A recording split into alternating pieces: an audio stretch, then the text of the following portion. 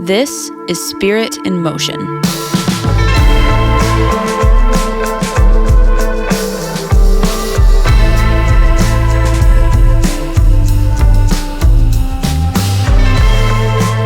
Hey, real quick, if you are listening to this podcast, just want to give you a heads up that we are going to be addressing the lie that porn is a victimless crime. So I think it goes without saying that we're going to be talking about some sensitive material. So, if you got little kids around, it might not be something that you want to hear the first time with them. But I'm really excited about this episode because we're going to be talking about something that is affecting everyone. And we're going to find some hope in it. So let's get to the interview. Here we go. When, I know you said it in your message, but when, and I think it was accidentally, when was the first time that you experienced pornography? Yeah, I don't remember the first time I experienced pornography. I don't have a specific memory of when that happened. The memory that I do have is that when I was maybe 12 years old, I kind of stumbled into masturbation and didn't exactly know what I was doing. I remember thinking, this is incredible, because it felt incredible. I remember thinking, this is amazing. I didn't know anything about that. I wouldn't have known the word even masturbation until much later. You hadn't even heard any kids talking about it at school No, or anything? No, I hadn't.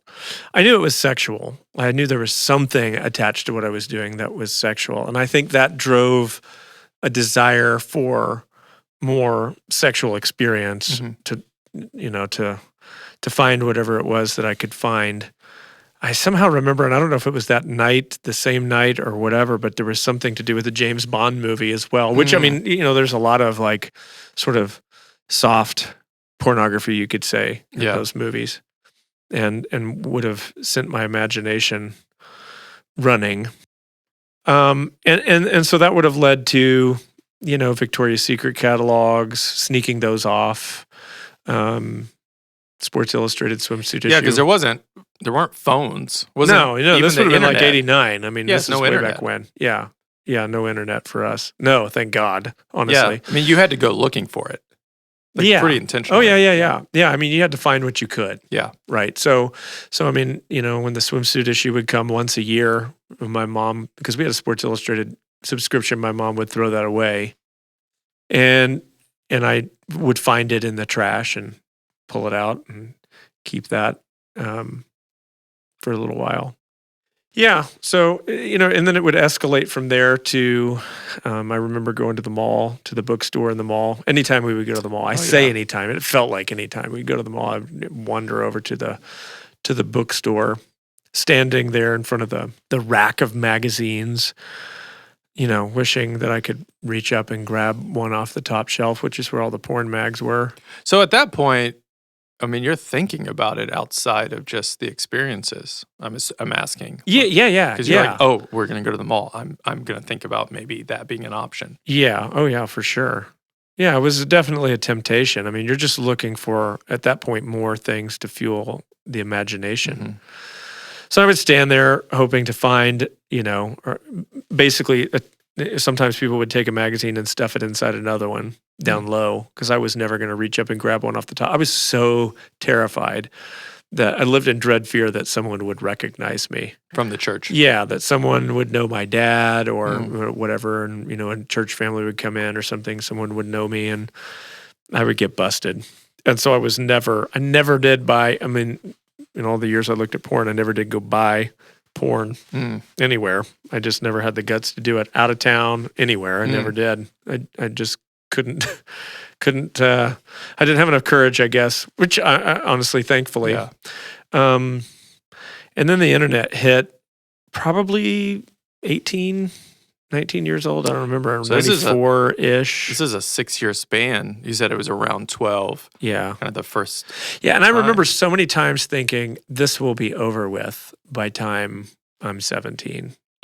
I just had a feeling. I thought, I felt like, well, when I hit that age, I'll be an adult, or I'll be older, and I can't imagine that I'll still deal with this. That somehow I'll be able to stop this whole thing.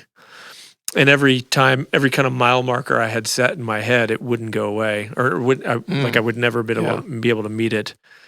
And so it would just keep going. By the time I'm, I don't know, 19, 20 at this point, I'm working at the church. No one knows that I'm dealing with this. I haven't talked to anybody about it. And, now we're starting to get internet connection, computers connected to the internet. I didn't have a personal computer at my house, thankfully. And so I would use the computer at the church. It's pretty early on. That stuff wasn't, or the knowledge wasn't as rampant back then about like, okay, we can look at the search history, or this is what people are looking at, or yeah, I didn't know. Yeah, I didn't know. You kind of lived in fear of that. Eventually, we got it at the church where the web trafficking was monitored, and you could tell where people had been. But when I was doing it, I mean, it was so new to, the internet was so new, and we were figuring things out. This would have been 95, 96, 97, somewhere in there. Yeah. Maybe even a little after. Yeah, probably more like 96, 97, 98. Yeah. One thing I thought was really interesting about when you shared this on the weekend, you mentioned being able to see when you were younger the channels like Cinemax or Showtime or HBO that were all fuzzy, but you could see. And I remember those experiences. Oh, really? And I thought that is really specific. That is a specific story that I didn't know anybody else shared. Yeah, it's like forbidden fruit. I think, just being a kid, a young man, and scrolling, you can look at all the channels on the TV guide or whatever, and there's the Playboy channel, and your curiosity is just like overwhelming. What is that? I knew what Playboy was. I want to, so you click on that channel and it's all garbled up. But like for a fraction of a second, you could see something. You could make out some human form. Not much. Yeah. It's amazing. I think about how many hours did I spend watching that, just hoping that I would be able to see something. To fuel your imagination. Yeah. Just to keep feeding the beast. So you're 18, you've graduated high school, you're working at the church, and you said that you assumed like different stages it would end. I would assume the next stage you thought it would be over would be marriage. Yeah. Yeah, I did. And so just before Heather and I got married, we talked. I remember we were sitting in my apartment. I don't know, we were having just a kind of an intimate conversation. I don't remember what led to it. And I just remember kind of taking a deep breath and sort of jumping off the cliff of saying, okay, I'm going to tell you. And I told her, this is what I'm dealing with. Were you scared? Yeah. Yeah. I mean, up to that point, she was really the only person that ever knew anything about any of this. There were probably some guys that, in school that maybe we had joked about some stuff like this, but never really, not for any purpose of accountability. And so, I said, this is what I've been doing. This is how long it's been going on. And just kind of told her I was ready to be done. And so I made a vow, to her that I would stop. And somehow, by God's grace, I did. You were how old? 22, 23. So it's been going on about a decade. Yeah.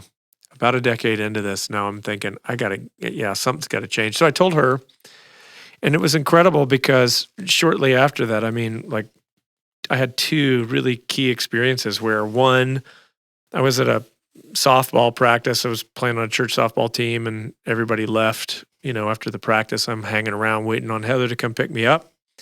And I'm just wandering around the grounds and there's a trash can tipped over or something, a bunch of trash on the ground. And in the midst of all that is this porn. Whoa. And I'm thinking, man, I didn't ask for this. There was a time in my life where I was really looking for it, but now I'm not. And here it finds me.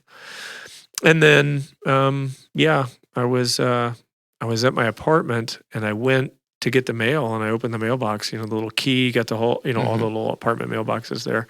And I opened it up and inside's the Playboy magazine, like in the wrapper, it had been delivered to the wrong crazy apartment. And I thought, wow, again, all these years of going to look for this and I never had the courage to buy one, and here it is. I've made this commitment. I'm not going to do this anymore, and it's delivered into my mailbox. So I take it and I run. Like I take it and I run over to the trash can or whatever it is, the dumpster, and I tossed it in. Ran back to my apartment. I'm like, okay, do not go outside. Do not go anywhere near there. I probably left and ended up going to somewhere else just because I didn't want to be around it. Yeah. That's how strong the temptation was. So you kind of stayed away from it for years?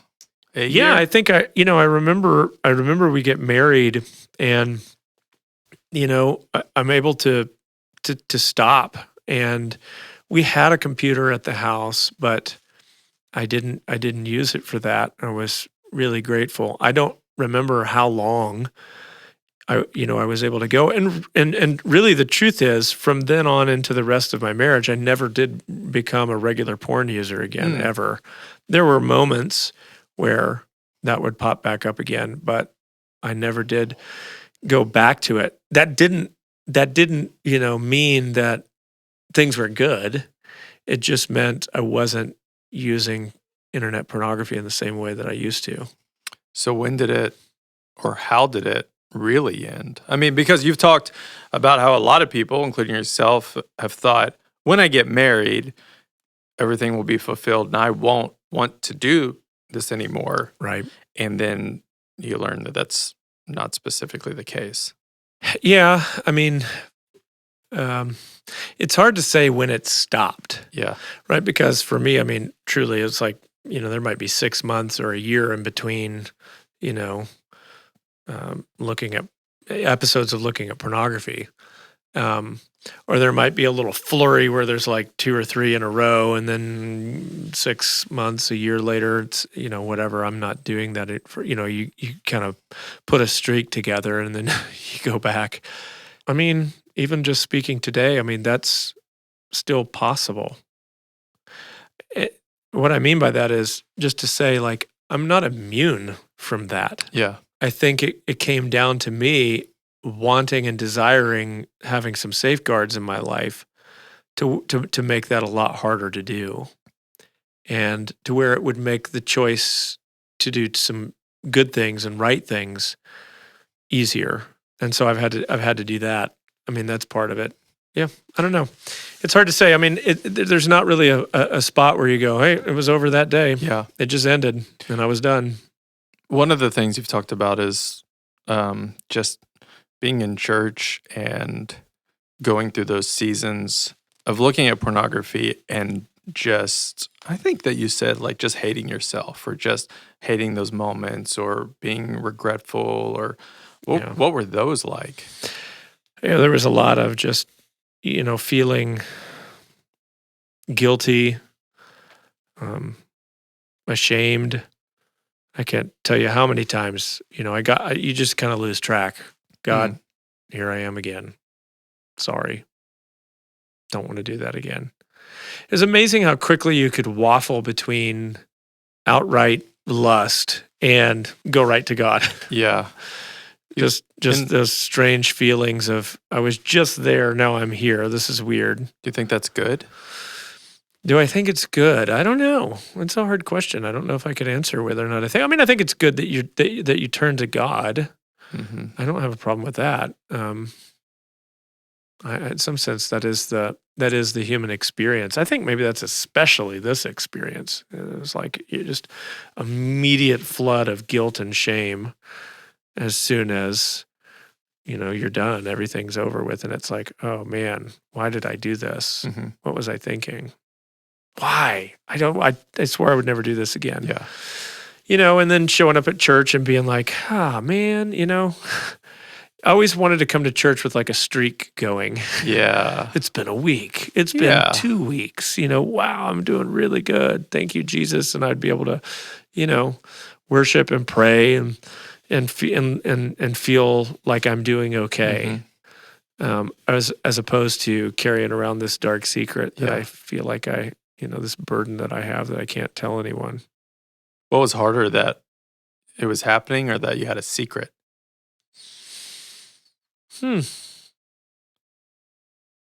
That's a tough question. I don't know.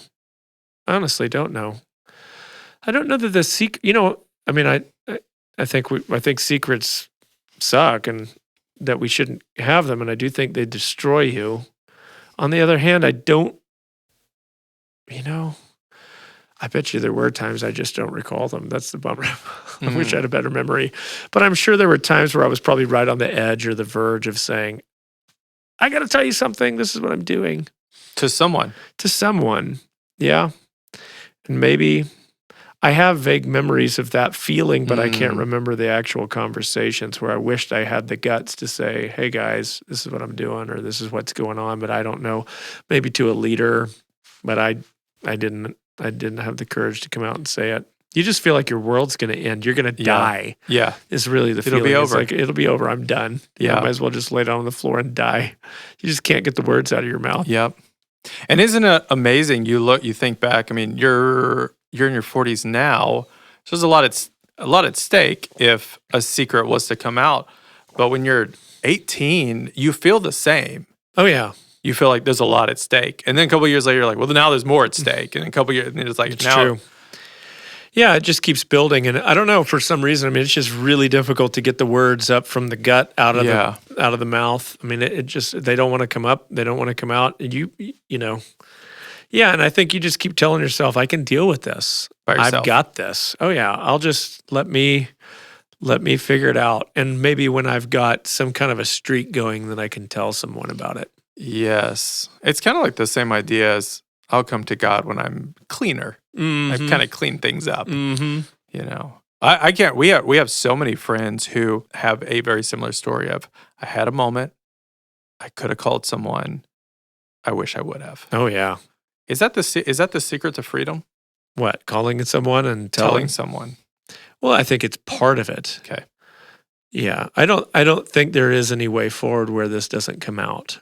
I think the only way forward is through vulnerability. I truly do. I don't think there's I just managed it on my own and dealt with it. I think truly there has to be some vulnerability. And that did happen for me. I mean, there was a moment in my marriage years in where I sat down with a pastor friend and just said, hey, okay, this is what I'm dealing with. Like, this happens occasionally. Because I was ready to be rid of it completely. And I needed to tell someone that this was happening. And for me, it was liberating. It was like, when you can tell someone kind of the worst things about yourself and what you perceive to be the worst things about yourself, and you still live, and you go, okay. Yeah. There is a lightness to that. There is a freedom to that I think empowers you to say no, to choose, to continually choose living in the light and living in honesty and freedom. That I think, secrets and shame just will not ever let you have. And so that was a big deal for me. Timothy Keller says that the enemy of shame is vulnerability, that the sin cannot live in the light. Yeah. That's what we're saying here. Absolutely. Yeah. I've lived it. What do you wish you could, for young men who are the same age as you were, or if you could go back and talk to yourself back then, what would be the first thing you'd say? I think I didn't realize what I was doing to myself. And it's taken me a long time to realize, I was saying that, even though I was able to stop looking at porn regularly before I was married to Heather, the damage was already done. And what I mean by that is, I think porn is the enemy of intimacy. And so I think sometimes, if we can kind of break this down, I think what happens in the church is that we talk about, well, if you'll just save yourself for marriage, then somehow the sexual reward will be great for you. In other words, and so we'll cite statistics that the people who have the best sex are the married people. And I'm not here to confirm or deny the validity of those studies. I don't know. I didn't do them, but. What I can say is that the problem with that kind of thinking and advice is that it still makes the outcome or the end game of sex pleasure. And the problem is that the real end game of sex, the biblical end game of sex, is intimacy. And so if you only think about sex from the standpoint of pleasure, then really it's self-centered. Well, it's all about you. Yeah. And that's really what happens with porn and masturbation is it's a way to physiologically train yourself that your needs, your pleasure comes first. So the way I think about it is, well, it's no wonder that porn and pride go together. It's no wonder that porn and greed, porn and lust, all of these things happen together because it's all about feeding a very selfish desire. And so that manifested itself in my marriage in so many different ways, not just sexually. Of course, sexually. I didn't, my desire for my wife was not really for my wife, but was more for me, fulfilling a sexual need or drive. And I'm not suggesting that that's not real or that we're not created and given some manner of sexual appetite. Absolutely, some more than others. But the end game of sex is not pleasure. The end game of sex is intimacy. And the problem with pornography is that it destroys your capacity for intimacy. Because, I mean, is there any less intimate sex than porn and masturbation? There's literally no one else there. Yeah. So there's no real investment that has to be made. I don't need to know your name. I don't even need to know if you're real. You don't even need to know if I exist. I have to give up nothing for this relationship. I can just have my needs met and so use you in that way. Yeah. But the problem is I'm shaping myself quite literally, bodily. I'm forming myself into a more selfish person every time I do this. And man, did that play out in my marriage. And so it's taken me years to then figure out and kind of retrain myself to go, wait a minute, no, it's more about intimacy. We were with Pete and Jerry Scazzaro, so that's a husband and wife up in New York who were formerly pastors at a church there. And we were doing a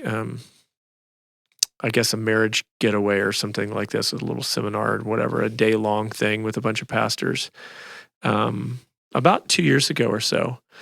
And they gave us this practice that they wanted us to do. They call it skin to skin, and they said, we do this regularly, like multiple times a week, which is essentially husband and wife in bed, naked, no sex for 20 minutes. And you're just there to, just for the purpose of intimacy. You speak life over them, talk about what you love in them. And it's funny because even here talking about that, it feels weird. And I think that's because if we really would admit how pornified our culture has become, that when we think about that, it almost seems strange. But yet it really isn't. And there's something in that I think is a practice that helps start to reform, to disciple you in a new way, which is, oh wow, I'm here for intimacy with this person that I've completely committed my life to. See, that's why the command exists that sex is inside marriage, because it's meant to be a representation of a total commitment to someone. I mean, I'm here giving all of myself to you, body, soul, spirit, financially, everything I am, I'm offering to you. And this act is meant to be a representation of that kind of intimacy and commitment. So when we take sex and we pull it out of that context, and then we just cheapen it and make it purely about pleasure, I think it deforms and devalues what sex was ultimately meant to be. And I think we instinctively know that there's more to sex than that. If I pin you down and force feed you food you didn't want to eat, that's not nice, and that might even be to some degree traumatic. But to sexually assault someone, we recognize, is another level of crime. Yeah. Because those experiences stay with you. And there's something about that kind of sexual connection that we instinctively, culturally acknowledge, yeah, there's something more to this than just a regular interaction with someone.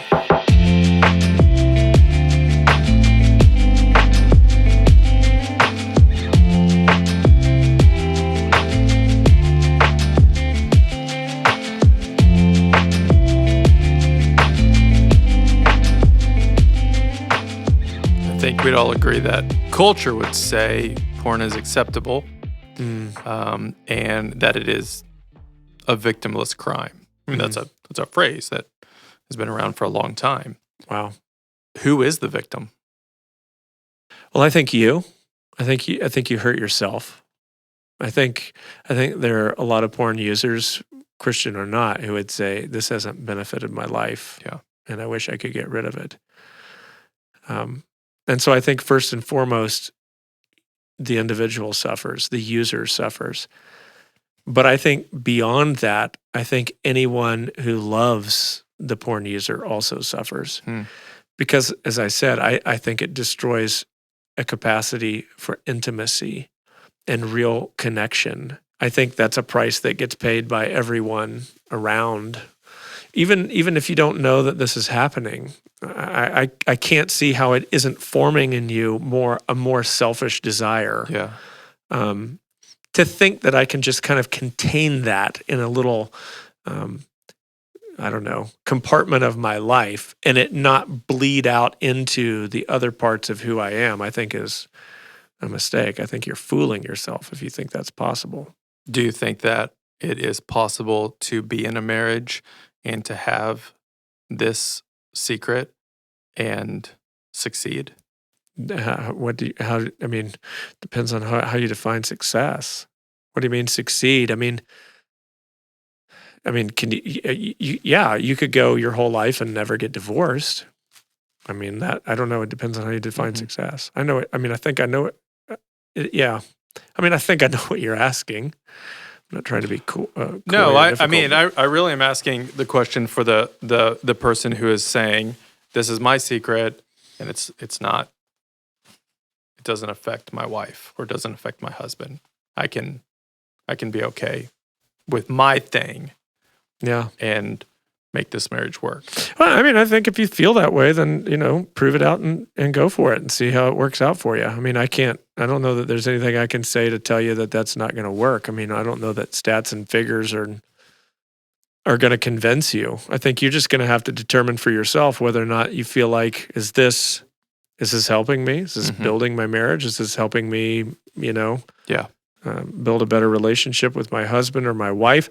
But I would say this, I mean, if for the follower of Christ, you really have no choice. It's your decisions in life aren't meant to be about utility or whether or not you think this works, because you're going to have people that go, well, me and my spouse together, we look at porn and it seems to be making things better for us sexually. Okay, well, I think I would argue as a follower of Christ, there are certain boundaries that he puts on things, and as such, I don't get to choose what I think is best for myself. Just like a kid doesn't get to choose what's best for themselves. At least if you have good parents, somewhere the parents are going to go, yeah, you know what? Lighting a fire in your bed's probably not the best idea. So you have to have some boundaries. And I think if you're a Christ follower, the very nature of the relationship is such that you're saying, yeah, I'm going to let you set the boundaries. That's what lordship means. You get to determine what I do and don't do, not me. It's not up to me. And so outside of that, if you're not a follower of Christ, I mean, you can do what you want. But when you're a Christian and you say Jesus is Lord, that has certain parameters that go with it, restrictions, things that he said, hey, don't do this. And you have to trust that that's for your own good. I think it's pretty provable that it is, like in this case, but, it's up to you. My favorite part of the podcast is when I ask for concrete steps. We did a Q&A recently at one of our campuses with Heather, and it wasn't even about porn. We were just saying, hey, it's the campus has a younger demographic, and you guys have been married. It was mostly relationship stuff. You guys have been married just over 20 years. Is that right? And so we're like, hey, text in your questions. 90% of the texts were about pornography addiction. Wow. And people asking, how do I find freedom? What's a step? Right. I hate it. I think I've heard people say before, in that moment of sobriety, whether it's, drug or alcohol addiction, or in a moment of sobriety from not looking at porn, in a moment of sobriety, I want to take a step. What is that step? Somebody is listening to this right now, and they're like, I want to take a step. I think finding a trusted friend, counselor, pastor, I would point you there, and to sit down and have a difficult conversation and go, okay, here's what's going on.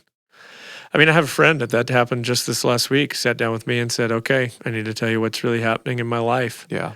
And what's amazing is immediately the relief, like immediately the weight off of his shoulders. He was like, I feel so much better after having said this. Yeah. That's not enough, but that's a starting point. Yeah.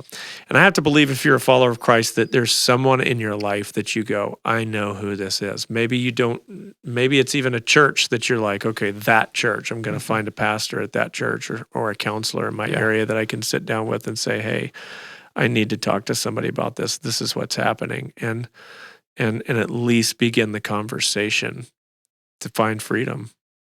Can you give them any hope? Can I give them any hope? Yeah, you know what? I mean, that is possible.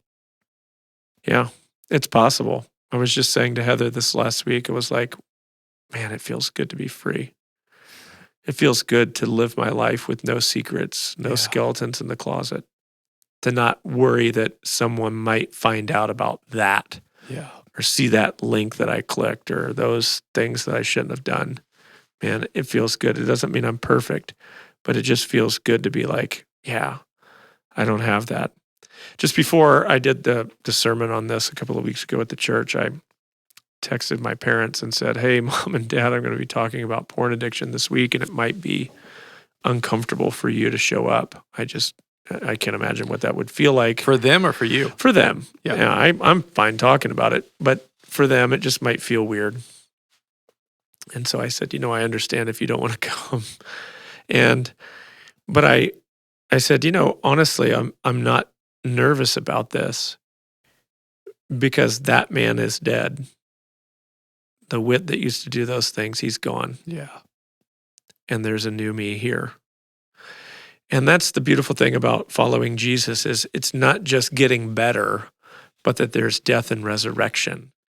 And that guy died, but I've been resurrected. So I can look back and just go, man, look at who I used to be. Look at how self-centered. Look at how selfish I was. Thank you, Jesus. I'm just not who I was.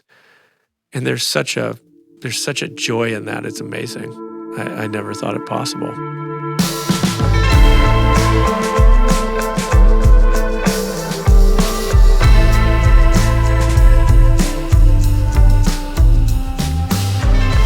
Hey, my prayer and my hope is that this conversation was helpful to you and those that you love. If you are struggling with a pornography addiction, I have a step for you. You can text the word "over it" to 23101 and begin to follow the prompts to start a journey to finding freedom from this addiction. We referenced a message that Whit preached several weeks back in our Over It series as we talked about intimacy over porn, and you can find the link to that service in our show notes. We hope and pray that this conversation is the beginning of a step for you in finding healing and freedom in this area. We love you, and we'll see you next time.